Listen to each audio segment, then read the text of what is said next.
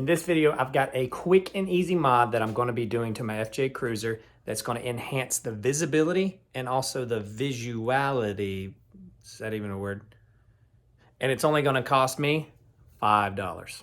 So recently I just installed these pod lights on my FJ Cruiser, and I noticed that the visibility with those bright white lights in the fog and in the rain was kind of glaring. So in order to combat that, went on the old Amazon and I got some yellow film and maybe a knife slash squeegee tool, and I'm just going to see if this yellow film putting on the pod lights is going to work. So here's my pod or ditch lights I'm going to be applying this yellow film to. First, I need to probably scrape off those bugs.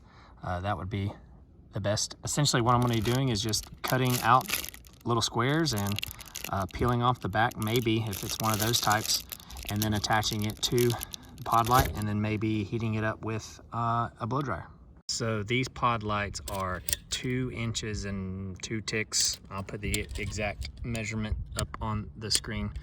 But the beauty is if I get a little bit too long, I can just trim it off with an X-Acto knife. So I'm just using a clean-ish microfiber and some alcohol and just wiping off the bug guts and any kind of dirt marks or anything like that, and just cleaning it up before adding the film. Now, obviously I'm going to be doing both of the lights, but I'm only going to do this one on camera first, so that way we can see the contrast, and then I'll do a final viewing at the very end. All right, so this is how it comes in kind of this little roll. And it looks like there's going to be a pretty significant amount of film in here, so that's good if I wanted to do maybe some more pod lights or light bar or something like that. And this is not exactly what I was expecting in the picture, as I make all kinds of crinkle noises, but it said it came with like a squeegee. I guess this is the squeegee and a little knife tool. I mean, that's pretty cool right there, yeah. So anyway, so first thing after we unwrap it is just peel this little tape off, and of course it leaves a nice tapey film. Also, please disregard this nasty ant bite that I got on my thumb. Apologies for disgusting. And I'm just going to measure out the desired amount and cut it. That is perfectly straightish.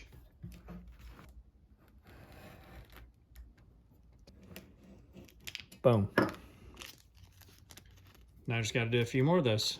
Why I say a few is because I'm thinking about doing 4 of these films to really get that yellow appearance. All right, and from here it just looks like you peel off the back like so, and just perfectly place it on here without any issues at all, because you did an amazing job of measuring it out perfectly. And that looks absolutely terrible. I need to trim that up some, don't I? All right, so this one looks like it fits a lot better than that first one did. Let's see which orientation it fits the best in. Probably that one. I know it's hard to tell on your end. Let's see if we can do a better job this time of actually applying it without jacking it up. Maybe we should start from the top and work our way down.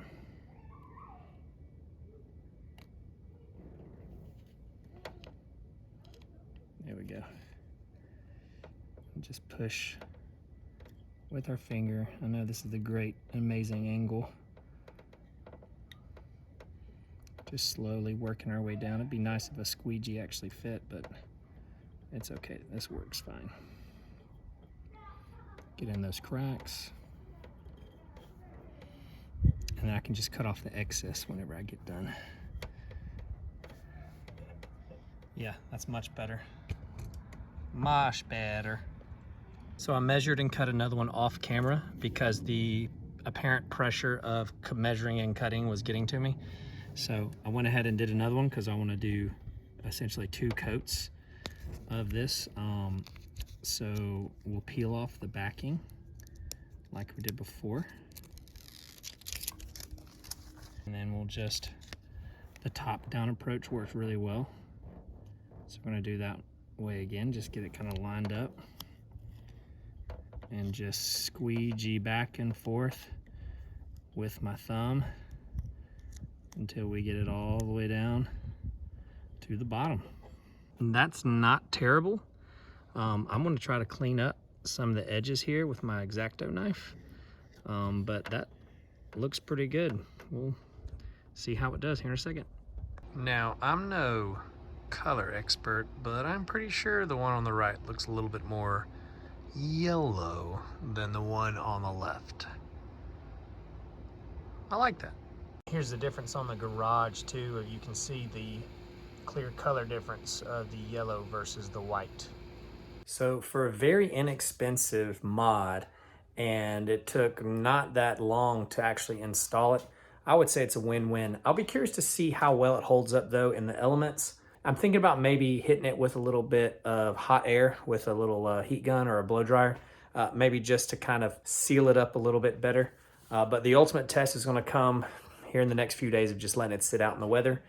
So make sure you check back in. I'll pin the comment up at the top or something just to kind of give you a little update on that. But all in all, I think it turned out okay. Let me know what you think down in the comments below, because I know you got an opinion on it. Thank you so much for watching me rig my ride for my adventure, one mod at a time.